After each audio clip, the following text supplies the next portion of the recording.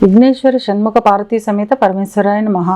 Ramadevi astro and వాస్తు ఛానల్ని వీక్షిస్తున్న ప్రేక్షకులకు స్వాగతం. 2024 సంవత్సరంలో కుంభరాశి వారికి సంవత్సర ఫలితాలు ఎలా ఉన్నాయో చూద్దాం. 2024 సంవత్సరంలో గ్రహ సంచారం ఇలా ఉంది. మనం చెప్పుకునేది సంవత్సర ఫలితాలు కనుక పెద్ద గ్రహాలైన గురువు, శని, రాహు, కేతువుల యుతి స్థితి గతుల ఆధారంగా ఫలితాలు ఉంటాయి.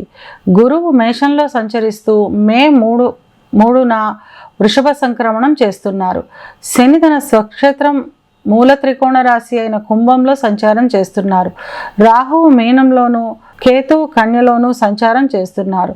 ఈ గ్రహగతుల ఆధారంగా కుంభరాశి వారికి ఈ సంవత్సర ఫలితాలు ఎలా ఉన్నాయో చూద్దాం. ధనిష్ట 3, 4 పాదాలు, శతవిషం 1, 2, 3, 4 పాదాలు, పూర్వభాద్ర 1, 2, 3 పాదాలు కలిపి కుంభరాశిలో ఉంటాయి. కుంభరాశికి అధిపతి శని. కుంభరాశి వారికి ఈ సంవత్సరం అద్భుతంగా ఉందనే చెప్పాలి. ఆస్తుల కొనుగోలు, అమ్మకాలు లాభదాయకంగా ఉంటాయి. రాని బాకీలు వసూలు అవుతాయి. విద్యార్థులకు కొంత బద్ధకం ఉన్నందున విద్యపై ఎక్కువ దృష్టిని పెట్టలేరు. కనుక విద్యార్థులు కొంత కష్టపడి ధ్యాస పెట్టడం వలన మంచి ఫలితాలు సాధిస్తారు. విదేశాలకు వెళ్ళే విద్యార్థులకు సంవత్సరాంతం అనుకూలంగా ఉంటుంది, అంటే సంవత్సరం చివరిలో అనుకూలంగా ఉంటుంది. ఉద్యోగస్తుల విషయానికి వస్తే కష్టపడి పని చేస్తారు. వృత్తిలో అనుకూలత పెరుగుతుంది.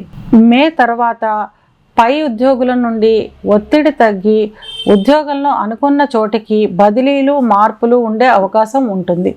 వ్యాపారస్తుల విషయానికి వస్తే వ్యాపారంలో మంచి ఫలితాలు ఉంటాయి.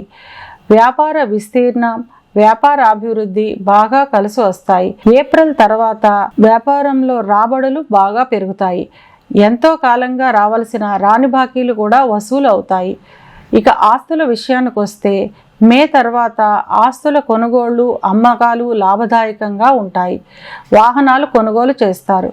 వివాహం కావలసిన వారికి మేలోపు వివాహం కుదరడం, వివాహం జరగడం ఉంటుంది.